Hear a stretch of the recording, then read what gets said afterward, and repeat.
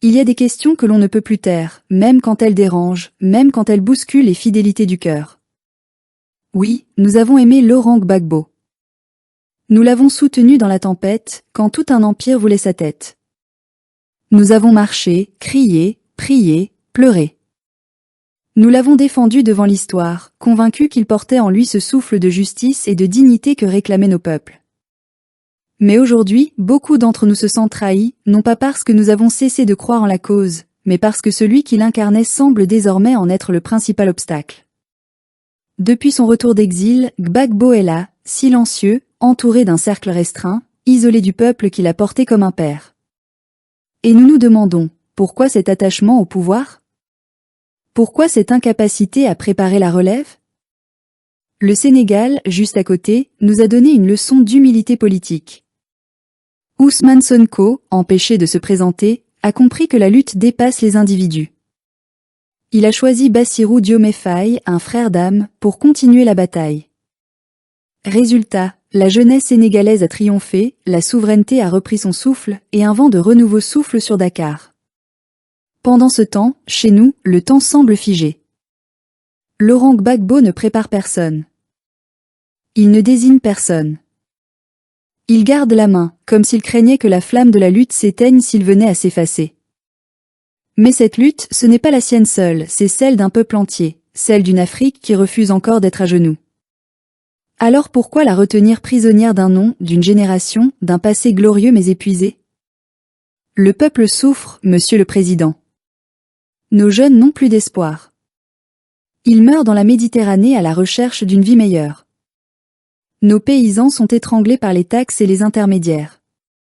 Nos fonctionnaires n'y croient plus.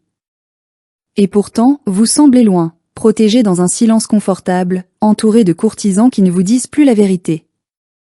Pendant que votre épouse Nadi Bamba s'impose comme une ombre politique, alors que le peuple, lui, s'interroge sur son rôle et sur son influence dans vos choix. Ce n'est pas une question de vie privée, non. C'est une question de responsabilité publique. Car tout ce que vous êtes, tout ce que vous représentez, ne vous appartient plus, cela appartient à la Côte d'Ivoire. Nous, les fidèles d'hier, ne comprenons plus. Où est passé le Gbagbo du refus de l'injustice ? Où est passé celui qui disait « Quand tu vois ton peuple souffrir, tu dois parler, tu dois agir » ? Aujourd'hui, vous semblez regarder ailleurs, alors que le pays s'enfonce dans une dictature que vous-même aviez combattue au prix de votre liberté. Pendant que le président Alassane Ouattara s'installe pour un 4e mandat, pendant que la France et ses alliés manipulent encore nos institutions, pendant que nos libertés se rétrécissent comme peau de chagrin, vous, l'homme du peuple, restez enfermé dans vos calculs politiques, dans des querelles internes de parti, dans une posture d'attente. Est-ce cela, la fin de la lutte ? Est-ce pour cela que des milliers d'Ivoiriens sont morts ? Non, Monsieur le Président. Le peuple ne vous demande pas l'impossible. Il vous demande simplement d'écouter la vérité, vous n'êtes plus l'avenir. Vous êtes une page de gloire, oui, mais une page qui doit être tournée avec dignité. Le plus grand acte d'amour que vous pourriez poser envers votre peuple aujourd'hui, c'est de transmettre le flambeau, de choisir, de former, d'inspirer une relève. Un homme d'État ne se mesure pas à la durée de son règne, mais à sa capacité à préparer ceux qui viendront après lui. Mais peut-être avez-vous peur ? Peur de perdre ce pouvoir symbolique, peur de disparaître des mémoires ? Pourtant, la vraie grandeur réside dans la transmission. Regardez Sankara, mort jeune, mais immortel. Regardez Mandela, parti au sommet, mais resté éternel. Ce n'est pas le trône qui rend l'homme grand, c'est la cause qu'il défend, même quand il s'efface. Et puis il y a cette question qui dérange tant, votre entourage. Depuis votre retour, les mêmes visages gravitent autour de vous, des hommes et des femmes plus soucieux de leur position que de la vérité. Ils vous enferment dans une bulle, vous coupent de la réalité du terrain, ils flattent, ils mentent, ils entretiennent le culte du vieux sage, pendant que la jeunesse brûle de colère et d'impatience. La politique n'est plus une mission, elle est devenue une rente. Et c'est ce système que vous devez briser, Monsieur le Président, avant qu'il ne vous emporte dans le discrédit. Quant à Nadi Bamba, votre épouse, elle a beau être discrète, son ombre plane sur vos décisions. Ce n'est pas une accusation gratuite, c'est un constat partagé dans les rues d'Abidjan, dans les discussions des maquis, dans les murmures des militants.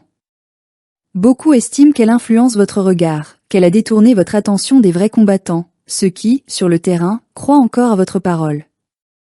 Mais un leader qui se laisse isoler par son entourage perd le contact avec le peuple et finit par se battre pour lui-même. Monsieur le Président, le monde a changé. La Côte d'Ivoire aussi. Nous sommes entrés dans une nouvelle ère, celle où la jeunesse ne veut plus de héros figés, mais de bâtisseurs courageux. Vous avez été un symbole, mais ne devenez pas une caricature. La lutte pour la souveraineté ivoirienne et africaine n'a pas besoin d'icônes fatiguées, elle a besoin de mouvements, d'idées, d'actions. Aujourd'hui, la question n'est plus « Que fait Gbagbo ?» Mais que faisons-nous, nous, peuple ivoirien, pour continuer la marche vers la dignité? Si vous ne voulez plus mener la bataille, alors laissez ceux qui le veulent la mener. Le flambeau de la résistance ne doit pas mourir entre vos doigts. Nous ne vous rejetons pas, nous vous rappelons simplement que la lutte n'est pas une propriété privée. Elle appartient à tous ceux qui refusent la domination, la peur et l'humiliation. Et si vous aimez vraiment ce peuple, alors libérez-le. Donnez-lui la liberté de se réinventer sans vous, ou avec vous, mais dans la vérité.